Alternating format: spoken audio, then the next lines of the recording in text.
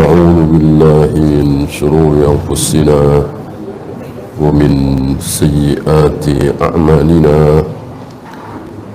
من يهده الله فلا مضل له ومن يضلل فلا هادي له أشهد أن لا إله إلا الله وحده لا شريك له وأشهد أن محمدا عبده ورسوله وبعد.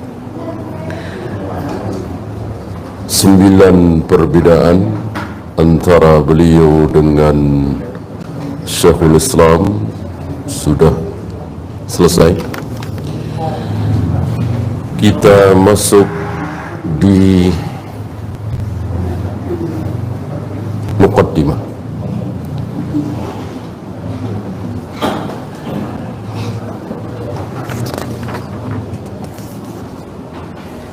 Beliau awali muqaddimah ini dengan Bismillahirrahmanirrahim.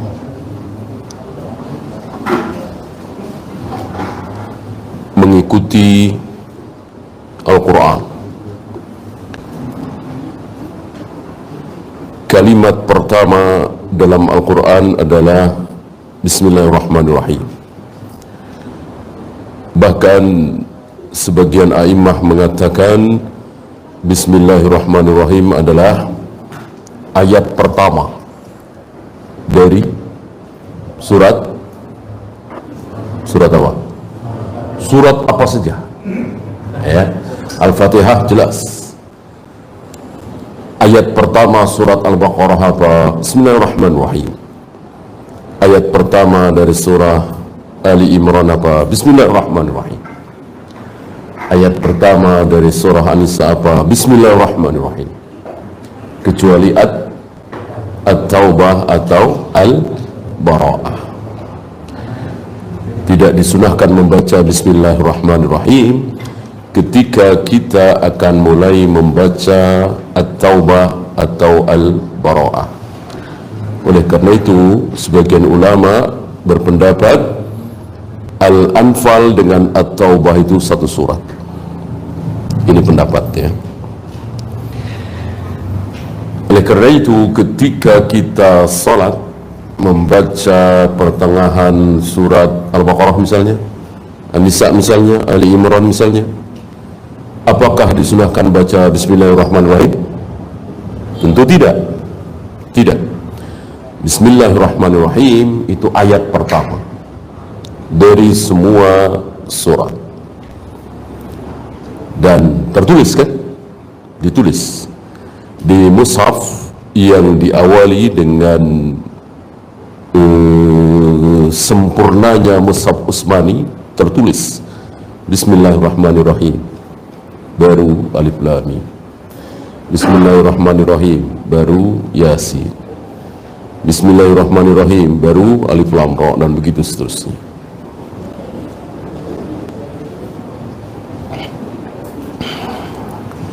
Dan sunnah bagi kita semua mengawali seluruh perbuatan baik dengan Bismillahirrahmanirrahim.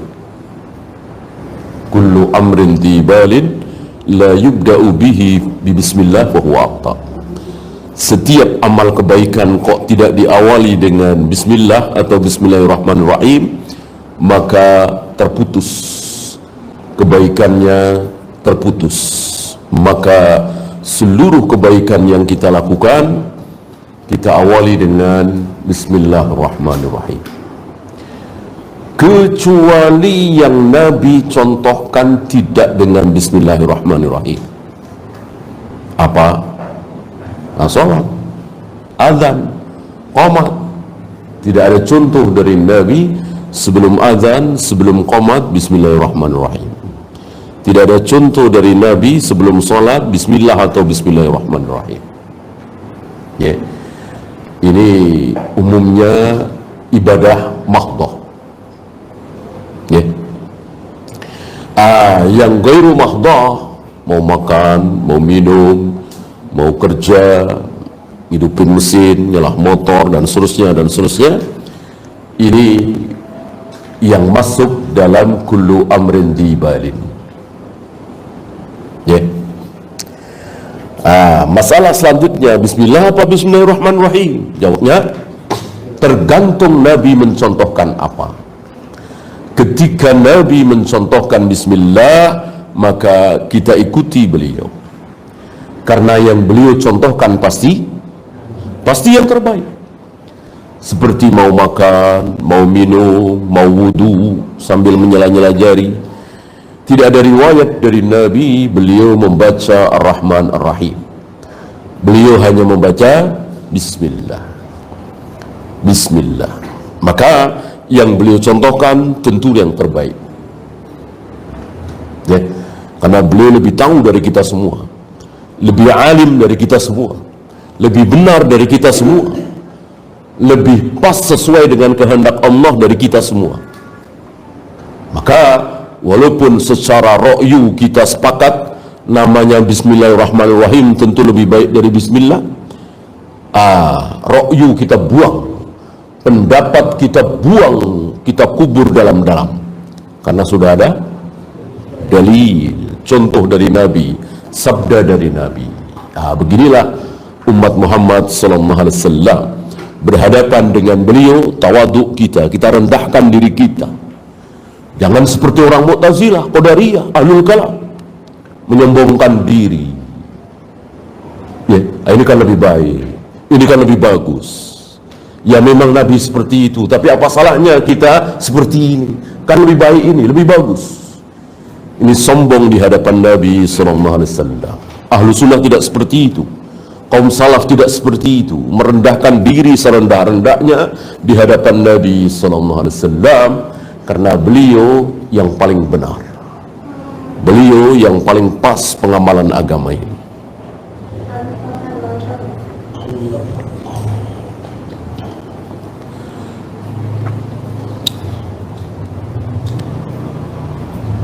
فإن هذا الكتاب الذي يسمى العقيدة الواسطية, kitab ini yang diberi nama akidah wasitiyah, allafahu habrul ummah, ditulis oleh habrul ummah. Siapa yang pertama kali mendapat gelar habrul ummah? Habr ini mengambil istilah sebelum Islam. Habr, akhbar, rahib, tokoh ahlul kitab. Kalau rahib itu menonjol di ibadahnya, kalau habr jamaknya ahbar menonjol di ilmu. Habrul ummah. Siapa yang pertama, sebelum Islam datang sudah ada istilah habr ini, ahbar.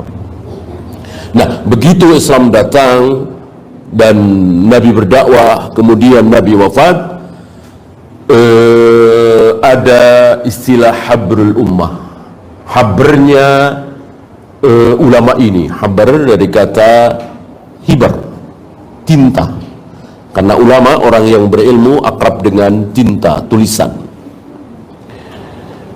Habrnya umat ini, ulamanya umat ini pertama kali disematkan oleh para ulama untuk Ibnu Abbas. Ibnu Abbas. Ini fi zamanihi, di zamannya. Kalau sepanjang zaman ya Ibnu Abbas. Ini di zamannya, di zaman beliau, zaman Syekhul Islam, zaman Ibn Taymiyah. Beliau dijuluki sebagai Habrul Ummah, tapi fi zamanihi, di zamannya.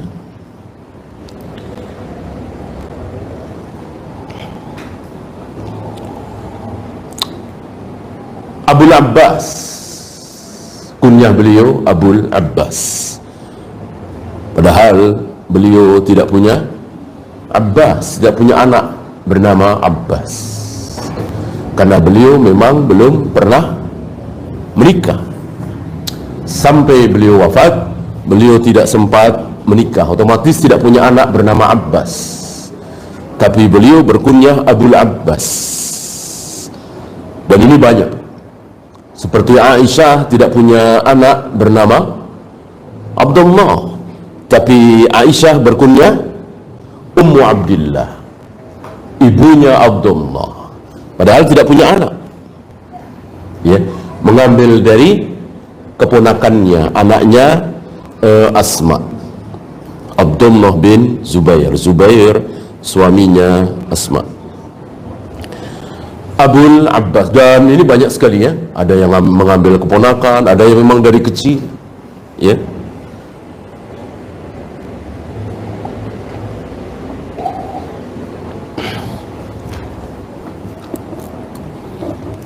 Dijuluki dengan Syekhul Islam, namanya adalah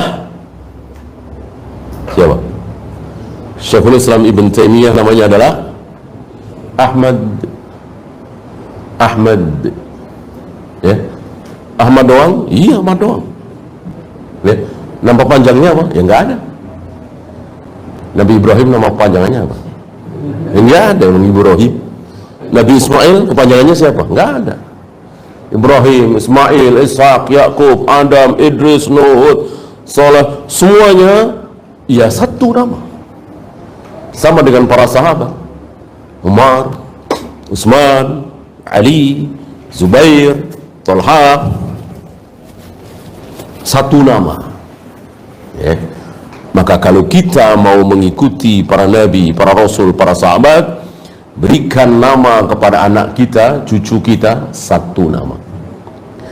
Kalau dua berarti dengan, kalau pengen dua berarti dengan ayahnya, dengan nama kita. Kalau pengen tiga berarti dengan kakeknya, ya. Seperti Hasan bin Ali bin Abi Thalib, itu. Abdullah bin Umar bin Khattab. Nah, adapun kepanjangannya, maksudnya ke atasnya, baru panjang. Maka orang mengira orang Arab itu namanya panjang-panjang. Salah, yang betul pendek. Ya. Kelihatan panjang karena apa? Dengan bapaknya, dengan kakeknya, dengan buyutnya, dengan ayahnya buyut, dan seterusnya. Seperti kita lihat contoh di sini, beliau bernama siapa tadi? Ahmad bin Abdul Halim. Berarti ayahnya Abdul Halim bin Abdus Salam, ayahnya lagi Abdus Salam bin Taimiyah, bin Taimiyah Al-Harrani, dari Haran, ya. Berarti penisbatan beliau Ibnu Taimiyah itu ke buyut, ya, ayahnya kakek, gitu ya. Dan ini boleh, dan ini banyak.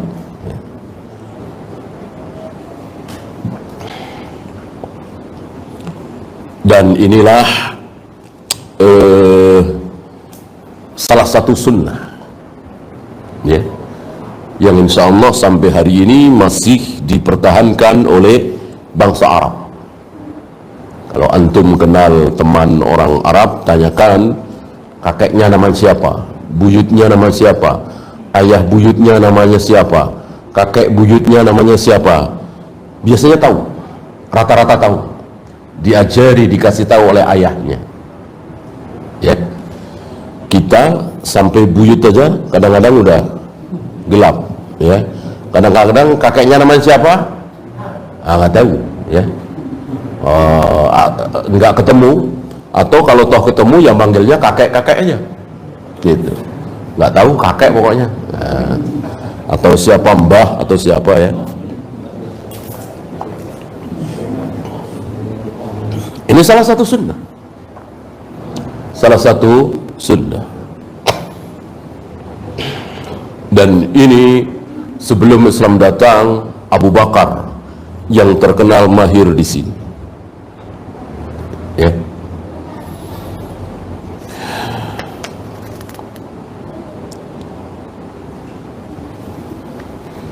Beliau wafat 728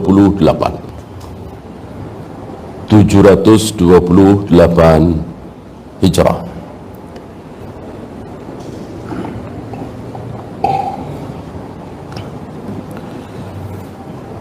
tentang bagaimana keilmuan beliau, saya kira butuh berjam-jam, mungkin berhari-hari untuk menyebutkan bagaimana kitab-kitab beliau, tulisan-tulisan beliau, luar biasa keilmuan beliau, ya. Sampai ada seorang yang menyayangkan, ya, seolah putus asa. Kitab segini banyak, tulisan segini banyak, siapa yang mau baca? Ya, luar biasa tulisan beliau. Bahkan ketika beliau di penjara masih diperbolehkan nuliskan. Beliau kan 7 kali keluar masuk penjara. Awalnya masih boleh menulis, masih boleh berkumpul dengan murid-muridnya, masih boleh berdialog, ya, muzakarah. Lama-lama dipisahkan, ya. Lama-lama hanya bisa menulis saja. Lama-lama penguasa tahu dan tidak diberi alat tulis.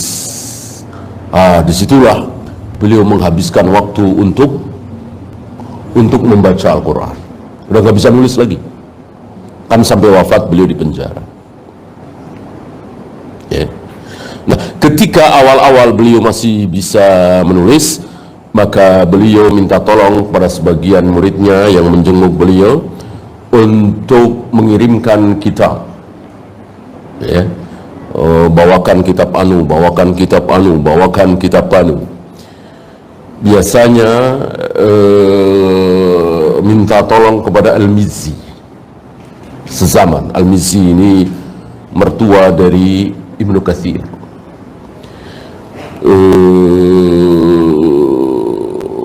Para ulama hari itu mengatakan kalau Syekhul Islam Ibn Taimiyah itu sanadnya, maka Al-Mizzi adalah matannya, isinya.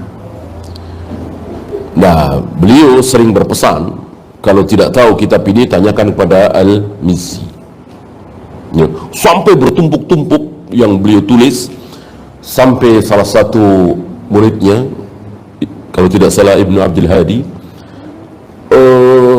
siapa yang akan membaca tulisan beliau, ya.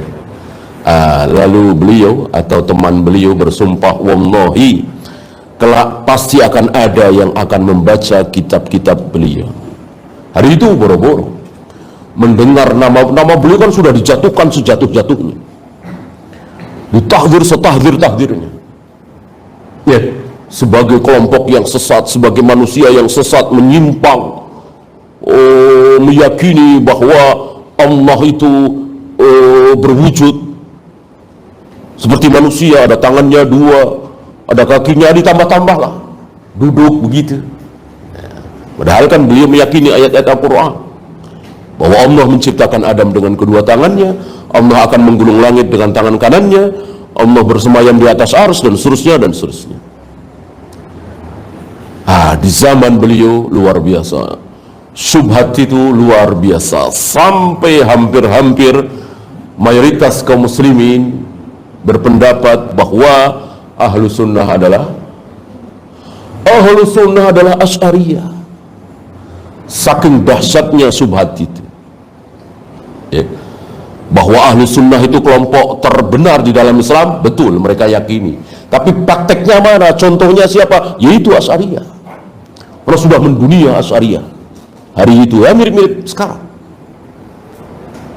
ya.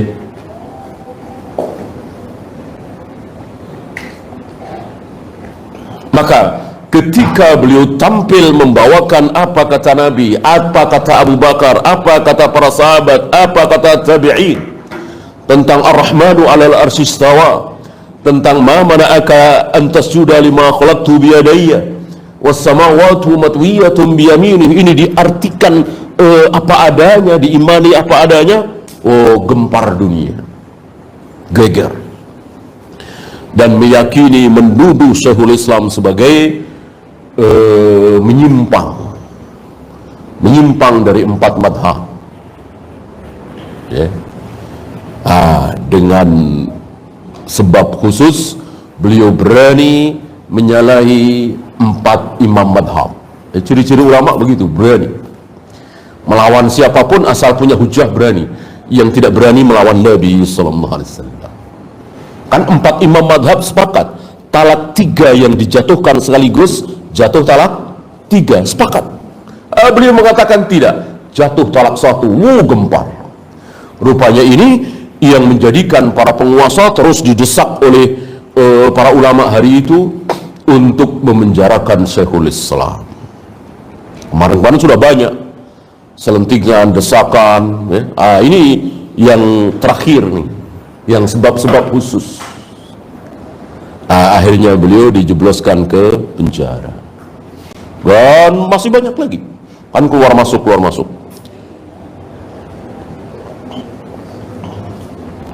Dan masalah kebenaran tidak ada kompromi beliau, ya. Hak ya hak, batil ya batil, sunnah ya sunnah, bid'ah ya bid'ah. Luar biasa, dan terkenal keras, ya.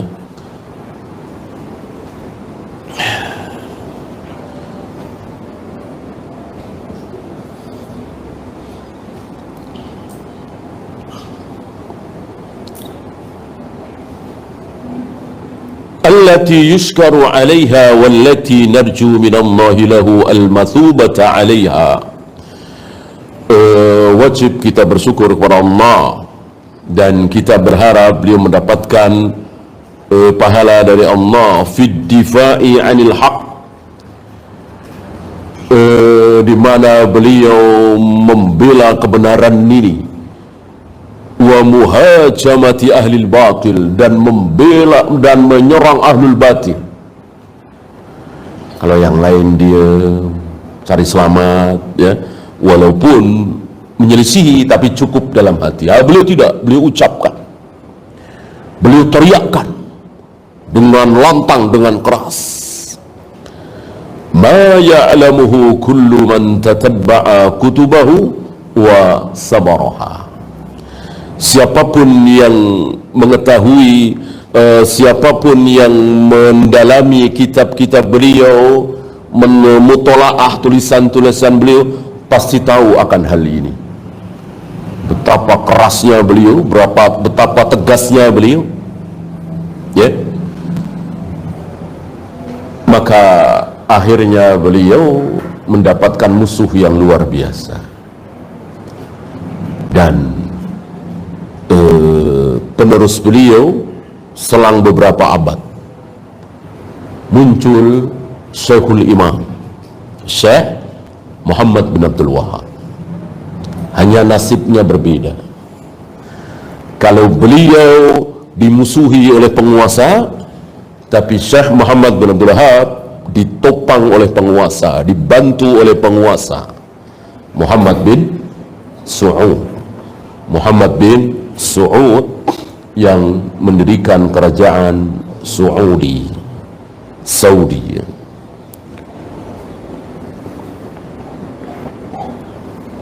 Kerasnya sama, tegasnya sama. Hak ya hak, batil ya batil, bid'ah ya bid'ah, ya.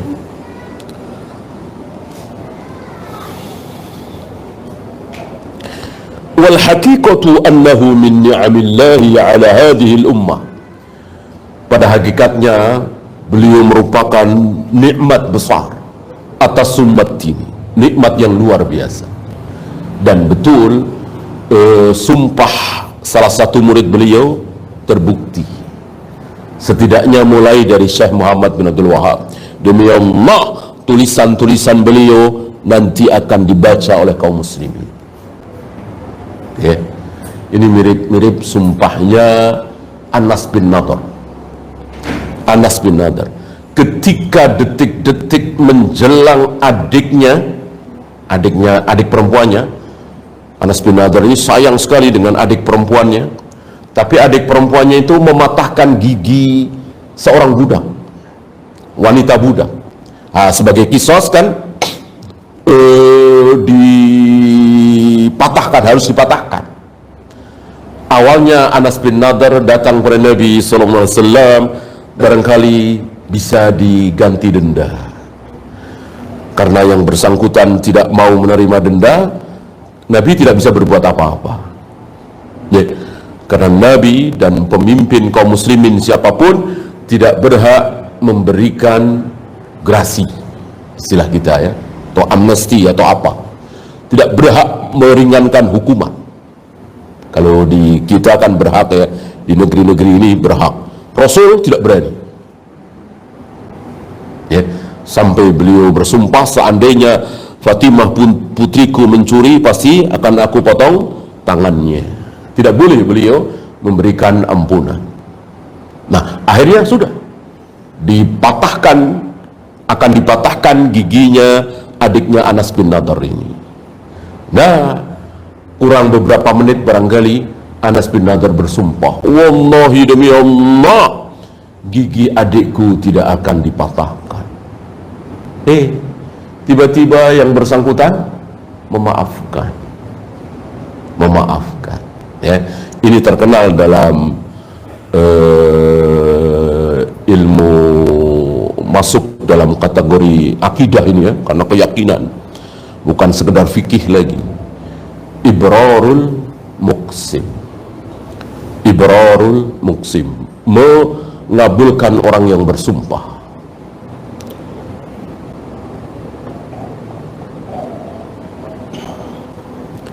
Termasuk ini ya.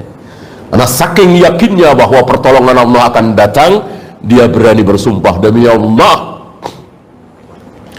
Allah akan menyebarkan tulisan-tulisan Syekhul Islam Ibn Taimiyah, akan dibaca oleh kaum muslimin. Betul.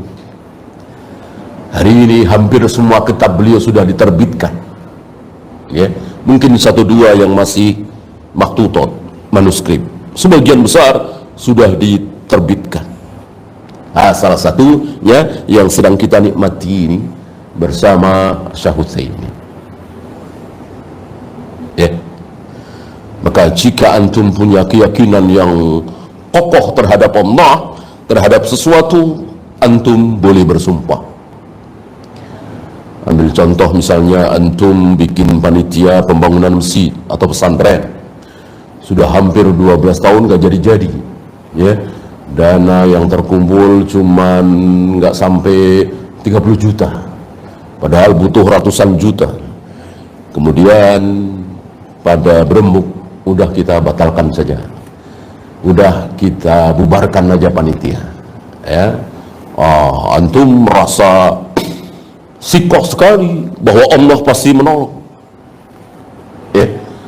Antum boleh bersumpah, kalau antum betul-betul yakin, demi Allah jangan bubarkan panitia ini, demi Allah insya Allah Allah akan menolong ini, demi Allah saya sumbang 200 juta misalnya. Antum nggak mikir ya, dompet antum ada berapa, saldo antum ada berapa, tapi berangkat saking sikoh gitu.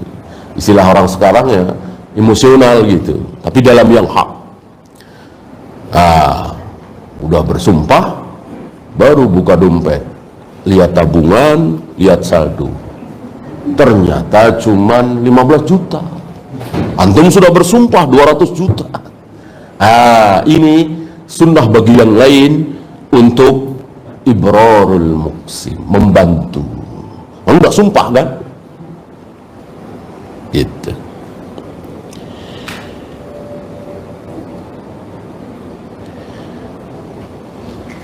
Wa hadzal kitabu kitabun mukhtasar.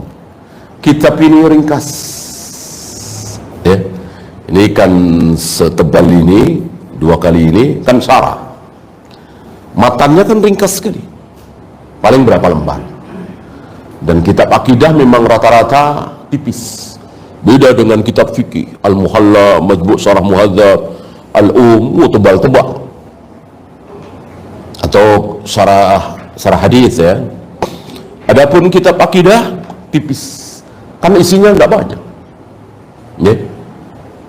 Dan kitab akidah ini membahas penyimpangan-penyimpangan yang ada. kitab akidah tidak berpanjang-panjang membahas tentang Allah itu ada misalnya. Kenapa? Karena seluruh kaum muslimin meyakini Allah itu ada. Ngapain dibahas berpanjang-panjang? Gitu. Yang dibahas dalam kitab akidah itu penyimpangan yang terjadi di tengah-tengah kaum muslimin. Ketika kaum muslimin meyakini Allah ada di mana-mana, Allah tidak bersemayam di atas arsy, baru dibantah, baru dibahas. Kalau perlu panjang-panjang. Ya.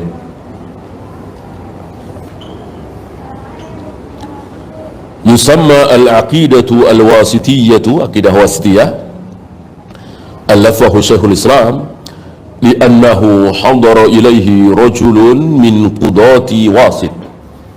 Dinamakan akidah wasitiyah karena beliau didatangi oleh seorang laki-laki qadi di daerah Wasit, masuk ke Palestina, di Moskow.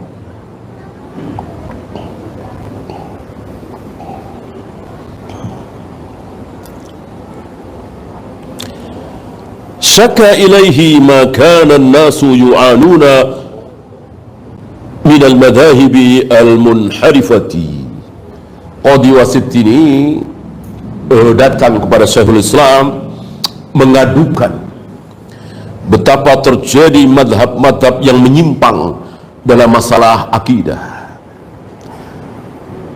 Karena Qadi ini merasa Syekhul Islam jauh lebih berilmu daripada dia, maka dia memohon kepada Syekhul Islam untuk menulis risalah sederhana yang berisi tentang akidah, yang dengan akidah ini bisa menyelamatkan kaum muslimin dari akidah-akidah yang menyimpang itu. Ya. Fima yata'allaqu bi asma'illahi wa sifatih, terutama dalam masalah asma wa sifat. Karena hari itu kaum muslimin seperti hari ini terkena syubhat menyangka bahwa sifat Allah cuman ada 20. Kan sudah menyebar Asy'ariyah hari itu. Ya. Yang sebetulnya lebih tepat dinamakan dengan apa kemarin? Kullabiyah. Dinamakan dengan Asy'ariyah tidak tepat karena Abu Hasan al-Asy'ari sudah bertaubat, sudah rujuk ke manhaj salaf. Aku kembali ke manhajnya, akidahnya Imam Ahmad. Imam Ahmad jelas ahlu sunnah salafi.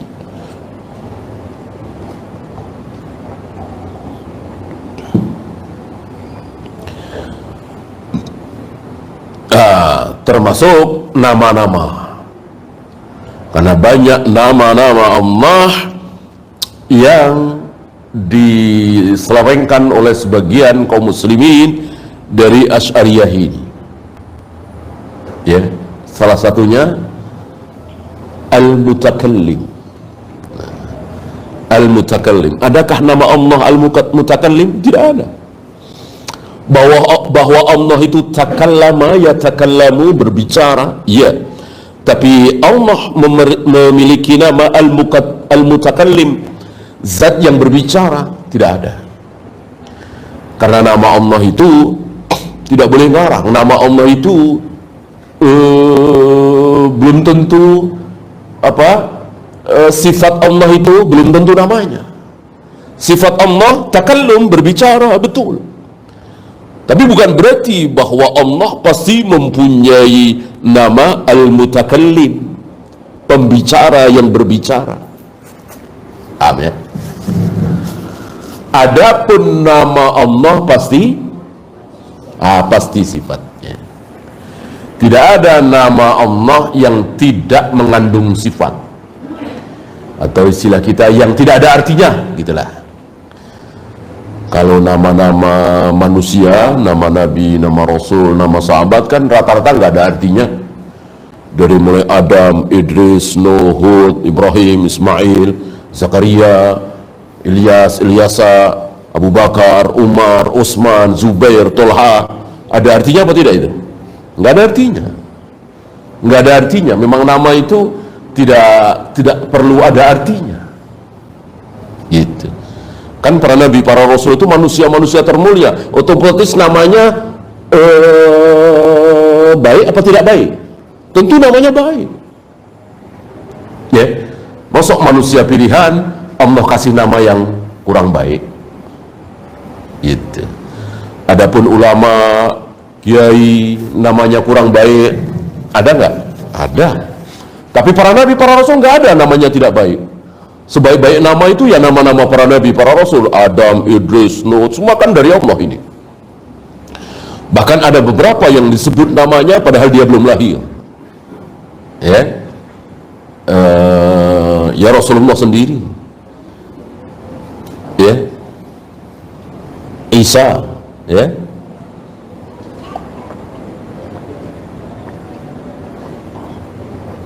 Yahya, ya. Ini nama-nama yang sudah disebut oleh Allah padahal belum lahir orangnya. Gitu.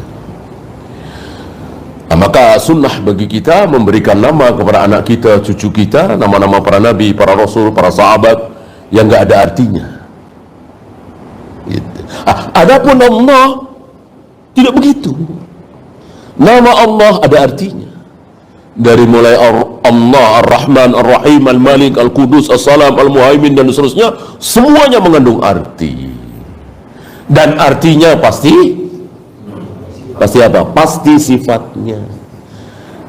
Tidak mungkin Allah memiliki nama Al-Ali, tapi Allah tidak tinggi, Allah rendah, Allah sejajar dengan kita, ada di sekeliling kita, ada di hati kita. Berarti Allah tidak Al-Ali. Gitu. Tidak mungkin Allah bernama Al-Alim, yang tahu, maha tahu, tapi Allah belum tahu ini bayi merah ini nanti akan masuk surga atau neraka. Allah belum tahu, ya nggak mungkin. Berarti salah nama Al-Alim, gitu ya, karena Allah belum tahu. Allah pasti sudah tahu sesuai dengan namanya yang maha tahu. Jangankan sudah jadi bayi, masih di perut ibunya, bahkan masih di sulbi ayahnya, Allah sudah tahu apa belum? Dia akan masuk surga atau neraka? Sudah.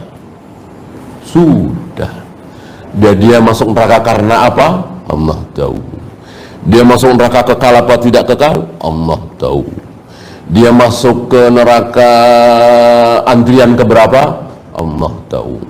Dia akan keluar dari neraka antrian keberapa? Allah tahu. Enggak ada yang Allah tidak tahu. Sesuai dengan namanya Al-Ali. Gitu. Dan seterusnya dan seterusnya.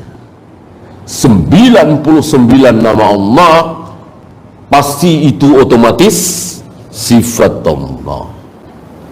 Sementara sifat-sifat Allah yang banyak sekali yang bertebaran di Al-Quran dan Sunnah belum tentu namanya.